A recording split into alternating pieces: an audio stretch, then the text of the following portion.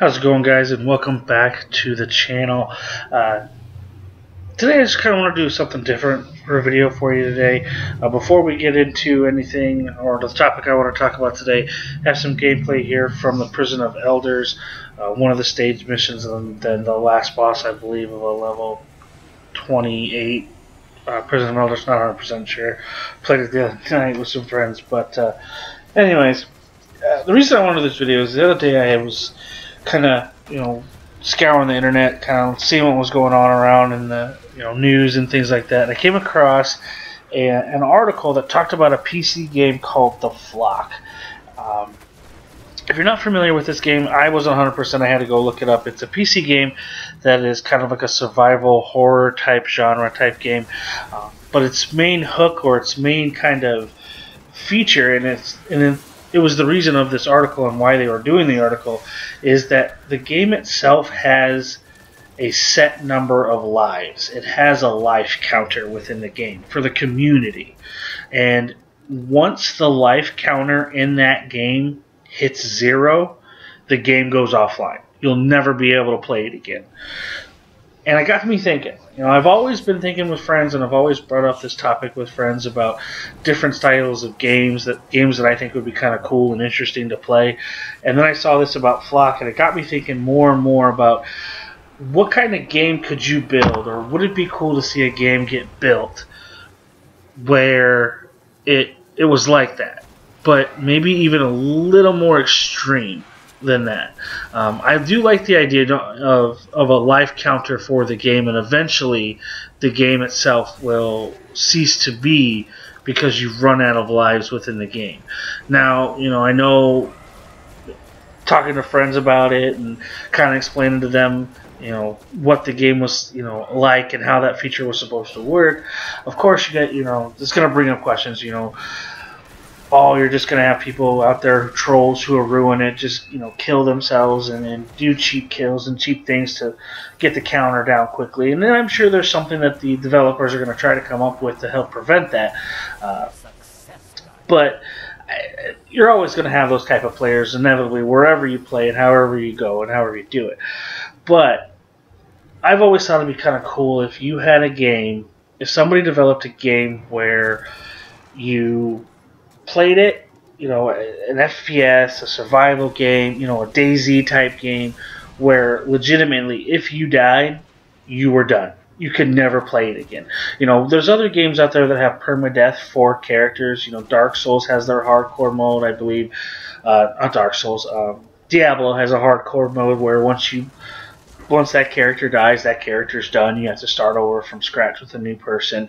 I know there's other games that have that kind of hardcore mentality, that hardcore mode where if you lose your character, that character's gone.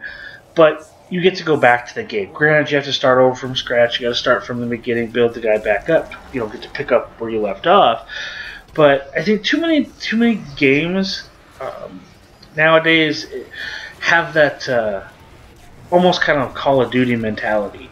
Like Destiny, for example, there is no consequence just for running around and being stupid. There is no consequence for going out there and taking a risk and doing things other than, okay, maybe I got to sit out for 30 seconds. Or if you're playing it on, in a no revive zone and you die, you have to sit out till either they finish the level. There's no real consequence to it. And I know there's consequence within the game and there's consequences within the level. Like I said, sitting out or having to restart the level over again or something like that. But inevitably, you just get to go right back in. There's nothing really preventing you from doing something.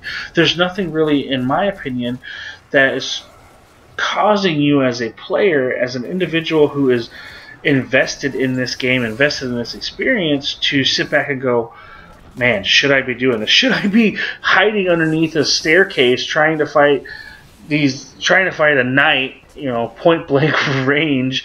Should I be doing that? Oh, I died. Well, I can self-res myself. No big deal. Or, I'm in an area where I can just, wait 30 seconds and I'm going to come right back. I think if you were to develop a game where there was true consequences for your action, like your character truly suffered within the game or prospered depending on your choices of it in that game, that would be awesome. I think that would be really fun.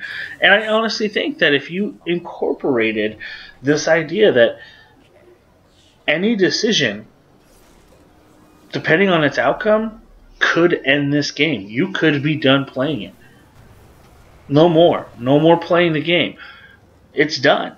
You know, it would definitely have to be a free-to-play game where you build up and you can maybe, you know, if you want to incorporate microtransactions to help survival rate or something like that, I could see that. Definitely not going to be a game where I think you're going to be able to charge people $60. But, you know, I like the idea. I like the concept of this, you know, having consequences within your gameplay, having, you know, more than just run and gun and I'm all over the place, I'm this, that type of gameplay like you get in Call of Duty or some other games. You know, I really do like that idea of there being that life counter in the flock. And eventually there's going to come a point in time where this game you are going to run out of lives and you're not going to be able to play it. So, you know, for me, my ideal game would be, you know, a DayZ type game.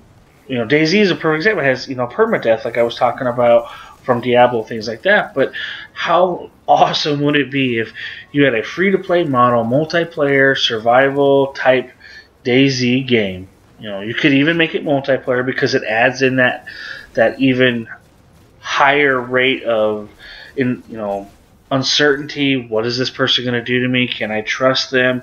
You know, you could go in and run with friends. You can do all these kinds of things. It opens it up to all kinds of different gameplay experiences. But you're in the world. You're trying your best to survive. And eventually there's going to come a point where you're gone. You're dead. And you're not going to be able to play it anymore. Would you do it? Would you play a game like that? Or would you say, man, that would suck? Because what happens if the game's really, really good and you've had so much fun and so much enjoyment out of playing that game and now you can never do it? So I certainly see the downsides and the negatives to a game that would be built like this and how that would affect you. Obviously, again, you know, you're not going to want to pay $60 to play a game where if I die, I'm never, you know, that my $60 is gone, you know. Or, you know, what happens if it actually ends up being good? What happens if a game like Skyrim or Dark Souls or, you know, Destiny or something like that, games that, you know, were really, really great games, you know, Dark Souls, Skyrim, Witcher, games like that, good games like Destiny. What if those games, you know, I died and I never get to play that game again? Like, I'm literally out. I'm done. That would suck. You know, it's certainly nothing I think developers are going to do because obviously they want to continue to make money and they want the product to continue to grow. But I just saw that article and I, you know, saw the life counter and it got me thinking. You know, what if we had games? What if there was a game out there that you know, made you pay for your decisions, made you you know, you died and you were done. Just a thought. You know, would you play it?